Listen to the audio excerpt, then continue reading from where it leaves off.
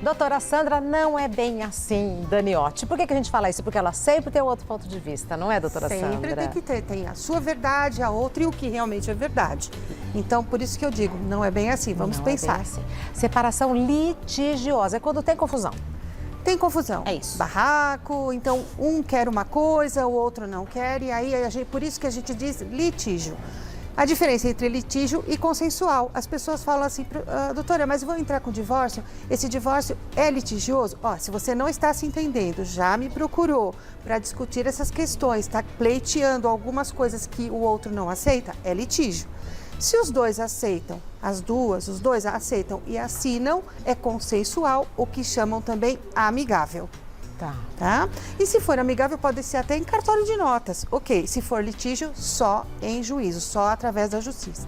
Então, pode acontecer do casal querer se separar, um quer uma coisa, outro quer outra, mas também pode acontecer de uma parte querer se separar e a outra não aceitar a separação. Exatamente, mas ninguém é obrigado a se manter casado com o outro assim que ele não queira, então ele pode ingressar. Então, veja, quando uma das partes não aceita ou o divórcio, ou as condições dessa separação, desse divórcio, então buscar em juízo uma decisão, uma sentença judicial para dizer, olha, cabe, ninguém é obrigado a se manter casado e você sabe que nós temos agora a emenda constitucional, que já é um pouquinho antiga, de 2010, que ela diz assim, olha, não precisa alegar os motivos, porque antes é aquela lavação de roupa suja. Exatamente.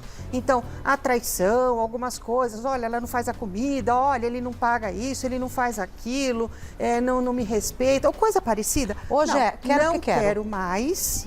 Então, na verdade, não precisa se dizer os motivos, salvo no caso de violência doméstica.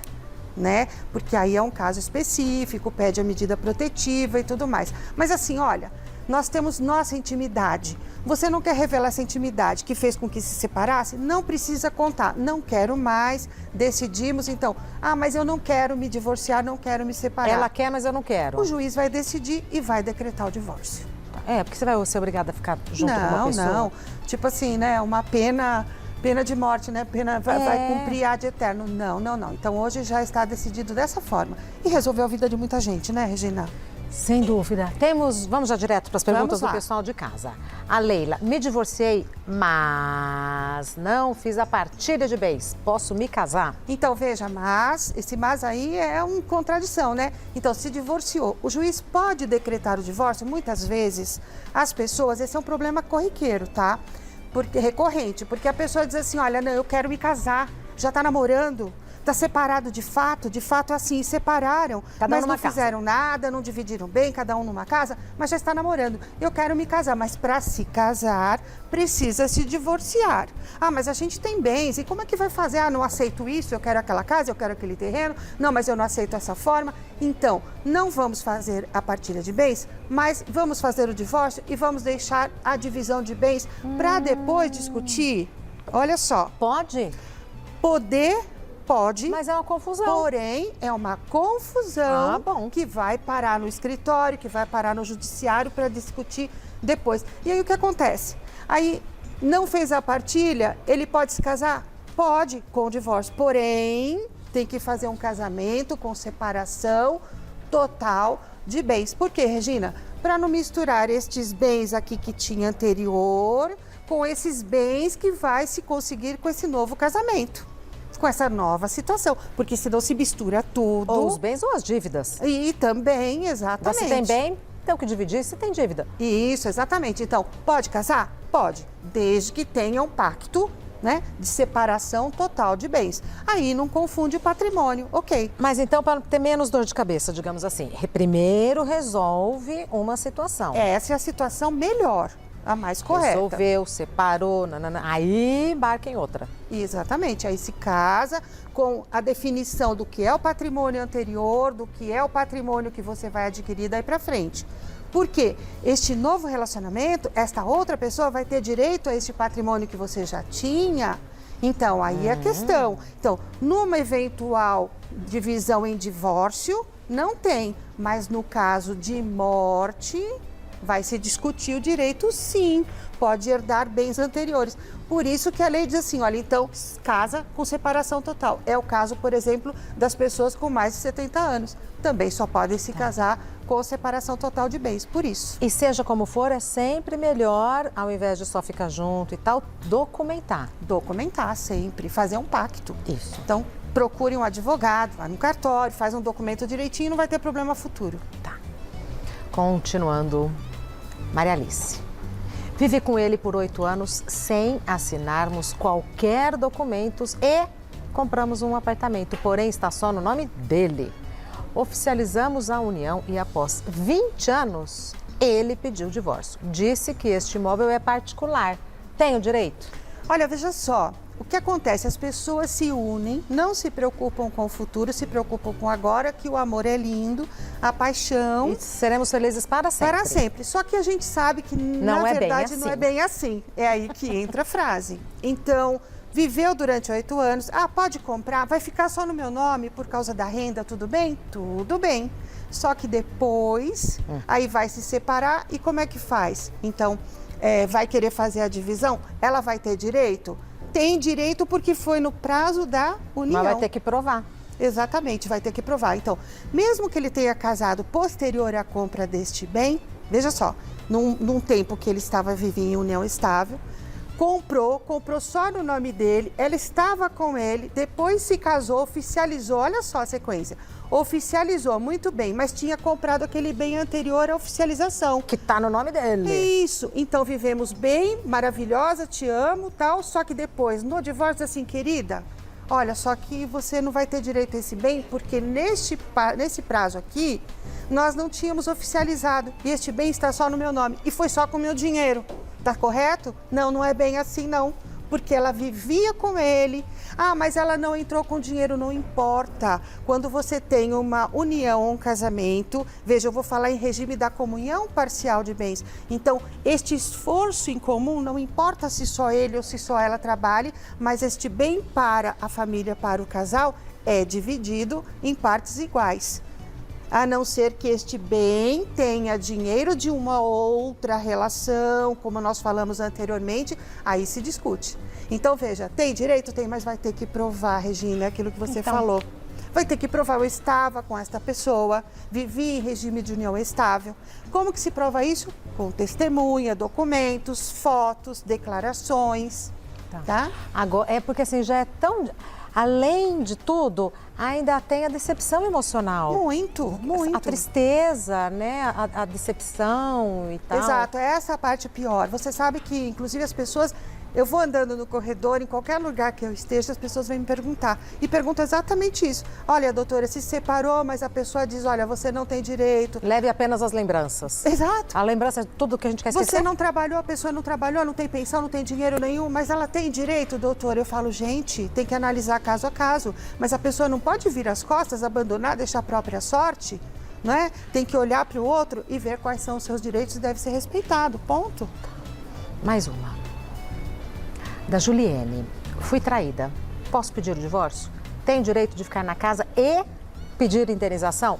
Olha só, foi traída. Então, no início a gente falou da emenda constitucional de 2010, que ela diz assim, olha, pode divorciar, ninguém precisa ficar casado, não precisa dizer os motivos.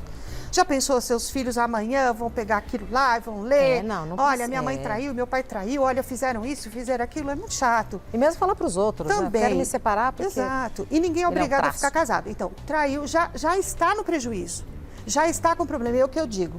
Houve traição, então o casamento não partiu o erro ou terminou naquele momento. Ele já vinha caminhando muito ruim e ele acabou a partir do momento do conhecimento da traição, concorda? Concordo. Se não soubesse, talvez ficasse. Muito bem. Ela tem o direito de permanecer na casa se a casa é dos dois ou que viviam a família, tá? Porque você só se casa no intuito de constituir uma família. Se aquele imóvel era do casal e se não, naquele momento da separação, resta provado que ela estava naquela casa e não estavam separados de fato há mais de 2 anos, tá? Naquela casa, ela tem o direito de permanecer, direito de moradia. Isso está na lei hoje. E a outra pessoa tem que sair? Se for o caso de divórcio, sim. Porque você não... Como que você vai viver com uma pessoa que você sabe que traiu, que te trouxe tanto desgosto, tanto problema? Então, a separação, a pessoa vai permanecer? Ela tem o direito de ficar naquela casa? Tem. Sim. Agora, a outra parte que é triste, a indenização. Isso. Meu coração apertado, com muita raiva, não foi justo, eu me mantive, eu fui decente, eu fui bacana com essa pessoa e a pessoa me deu de retorno a traição, O enfeite. o desgosto, aquela coisa toda. Dentro da gente, a gente pensa, deveria me pagar uma indenização ou me suprir esse desgosto, essa dor emocional, moral que você tem, de alguma forma. Só que hoje, como nós falamos essa questão de que ninguém é obrigado a ficar, esse casamento já havia deflagrado, já estava ruim, tanto é que a pessoa buscou um relacionamento amoroso fora, tá? Não estou querendo justificar, mas eu digo assim, no judiciário é muito difícil a gente conseguir uma indenização compatível com a dor que a pessoa está sentindo, porque é muito ruim ser traído. Mas eu tenho uma opinião pessoal. Dinheiro nenhum Não vai paga. aplacar essa dor. Com certeza É não. é um outro pagamento, E aí, né? se você recebe uma indenização de 10 mil reais, por exemplo, Acha paga. pouco. Você vai falar, gente, é uma vergonha, aí É. eu tô sendo humilhada duplamente. Concorda? Então, assim, não, é uma dor emocional e aí é... Impagável. É. Então, é melhor, assim, é o que eu sempre falo, gente, não dá mais, tá? Por vários motivos, eu falo, vamos conversar e vamos sair desta situação e dar asas para a pessoa voar. Que eu me sinto assim, que eu vejo as pessoas, no início é muito doloroso, mas depois, Regina, elas andam ótimo, flutuando, elas dizem assim, doutora, eu devia ter feito isso antes. Porque é um apego emocional, é um sentimental e a pessoa não consegue se desvencilhar. E se tem filhos, eu acho que é tão mais fácil, porque aí todo mundo consegue manter a família, apesar de não estarem mais na mesma casa. Exato. Aí já é uma outra parte que no divórcio também pode se discutir essa questão. Quem vai ficar com a guarda? Quem vai pagar a pensão? Como vai ser esse período de convivência, né? Daquele que não vai ficar com a guarda, que não vai ficar morando com as crianças.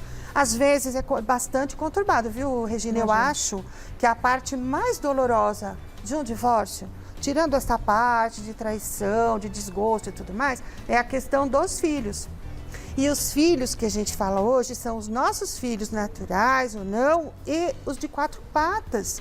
Os filhos que a gente tem, os nossos animaizinhos, que são como filhos também, que são discutidos a divisão, e aí é a parte mais sensível, fora a pensão alimentícia, né? Fora a pensão alimentícia. Veja quanto problema no divórcio. Exato. Vamos continuar. A Clarice, no divórcio, todos os bens são divididos meio a meio? Não é bem assim também. Por quê? Porque depende do regime de bens que você se casou. A primeira coisa que me perguntam é assim, doutora, eu quero me divorciar, eu quero saber porque, quando é mulher, ele me diz assim, eu não tenho direito, porque tudo está no meu nome e eu que comprei com o meu trabalho, eu digo, mas eu tenho direito à metade? Ora, depende. Depende se você casou-se com o regime da comunhão parcial de bens, por exemplo, que é o mais usual de 77 para cá, então todos os bens adquiridos na constância desse casamento com esforço comum, veja, não importa se você cuidou da casa ou cuidou dos filhos e só ele trabalhou, né, ou vice-versa, mas foram adquiridos bens e patrimônio nessa constância, será dividido meio a meio. Ou só ele trabalhou fora? Isso, Regina, bem né? pensado, bem lembrado. Só ele trabalhou fora. Porque o trabalho da mulher ainda em casa é árduo e cansativo. Interminável. Exatamente. Na Argentina tem até pensão hoje para a mulher que só ficou dentro de casa. Então, veja, é possível fazer isso, dividir meio a meio, no caso de regime da comunhão parcial de bens. Mas se casou com outro regime, por exemplo, da separação total de bens, então, adquiriu. Regina comprou um imóvel, colocou só no nome de Regina. O seu companheiro ou companheira vai levar metade, não, é da Regina. Salvo, vamos dizer assim, nos casos de fraude. Então, Claro. há aqueles que fazem uma separação para adquirir bens e não dividir. Sim. Calma. E tem uma questão muito importante, porque às vezes quando o amor é lindo, tá tudo maravilhoso e tal, as pessoas têm um pouco de pudor, né? O que que ela vai pensar, o que que ele vai pensar e tal, que é uma tremenda de uma bobagem. Mas quando tem filhos envolvidos, então eu vou me relacionar com uma pessoa. Eu tenho uma filha. Sim. E tenho um imóvel. Ele vai se relacionar comigo, ele tem filhos. Então, assim, pensando nos filhos, inclusive, porque no caso de falecimento, você está dilapidando o patrimônio dos filhos. Exatamente, isso. E a gente não tem que ter esse pudor, e hoje está muito claro, acho, no doutora. sentido de que vamos colocar no papel Isso. o casamento, Regina. As pessoas têm que entender o seguinte, tirando o amor, a parte que é lindo e maravilhosa, a parte boa, né? É um contrato. É uma sociedade. É uma sociedade. É como se fosse uma empresa, vamos dizer assim. As pessoas têm que passar a pensar. Você vai viver com uma pessoa que vem de outra família, que vem de outra educação, que trouxe um patrimônio, você trouxe o seu, ou você já foi casado e agora vai misturar. Quer dizer, como que fica tudo isso? E eu tenho uma prole, eu tenho filhos, e esses filhos podem ser, como você disse, prejudicados por uma questão de eu não ter pensado. Então, por exemplo, se cogitou na internet esses dias que, então, num pacto antinupcial, de que as pessoas têm que, o casal tem que praticar sexo 4 vezes por semana. Por causa da Angelina Jolie? Tá mesmo no casamento dela? No pacto. Eu não sei se é da Jolie, eu acho que é de uma... Bom, ela colocou enfim, que tinha que ter tantas vezes por semana? Exatamente. Então, Eita. veja, esta é uma cláusula que, de repente, pode ser cobrada. Olha, não pratico... Mas é como uma é que você coisa vai provar, né, bem? É uma coisa que a gente fala assim, o mais, isso, tá? Poderia acontecer? Poderia. As pessoas podem estabelecer cláusulas. Mas o que é interessante é que, assim, a mulher trabalhava, por exemplo, o que é mais comum. Fora. Fora. Num trabalho, registrado. Por exemplo, modelo. Ela era modelo, fotografava, desfilava, viajava. Aí se casou, o marido disse assim, olha, tudo bem, conheceu a mulher desfilando, Só que fazendo agora eu não quero fotografias. mais. Aí ele diz assim, olha, não, a mulher é minha, eu não quero mais. Então você vai ficar, vai cuidar dos nossos filhos. O que você ganha, é assim a conversa. Não vai dar para pagar babá, não vai dar. Olha, fica Prefiro em casa. que você fique em casa, vai sair mais barato, Isso. nossos filhos vão ser bem criados e blá, blá, blá, blá, blá. Isso. E ela deixou de trabalhar. E aí, chega um dia e ele diz assim, olha, meu bem, Quero mais. não quero mais. Você mudou, já não é mais aquela modelo que eu conheci. Então, assim, como é que fica essa situação? Então, se está no pacto, olha, você me conheceu trabalhando. E se eu deixar de trabalhar, você vai manter? Ou então vai pagar? Ou então vai me indenizar? E o tempo que eu perdi? Contrato, Regina, tem que ser estabelecido. Ninguém perde. Minha opinião como sua amiga, não abra mão da sua carreira. Não abra mão da sua carreira. Boa. Não Perfeito, é? O relacionamento tem que se encaixar na Perfeito, sua Regina, carreira. perfeito. Doutora Sandra, a gente não... Assim, a independência financeira é independência de vida. Não viver a vida do outro. Exato. Duas vidas que se encontram, vão dividir, E mas... tudo bonitinho, cada um com sua carreira. Isso aí, tá Facebook da doutora Sandra Daniotti e no Instagram também. Sandra Daniotti, com 2 T's. E-mail da doutora Sandra Daniotti, sdaniotti@uol.com.br. Daniotti sempre com 2 T's. Mas se você colocar Sandra Daniotti, pá, já chega na nossa doutora Sandra. Telefone da doutora Sandra, é para dar o celular mesmo? Sim, porque tem o WhatsApp e as pessoas podem mandar. Hoje está até mais fácil, Regina. É verdade. 94554-3405. Pode mandar mensagem ou ligar. 94554-3405. Ai, doutora Sandra, é ótimo. A gente aprende horrores, né? Sempre, né? Eu também, viu, Regina? Todos os dias, com todos os casos. Agradeço muito a oportunidade e a gente poder esclarecer as pessoas. Um grande beijo a todos, boa tarde. Obrigada, Regina. Imagina, um beijo enorme, obrigada por ter vindo. Venha sempre. Com Venha certeza, sempre. muito obrigada. Viu? A honra é toda nossa.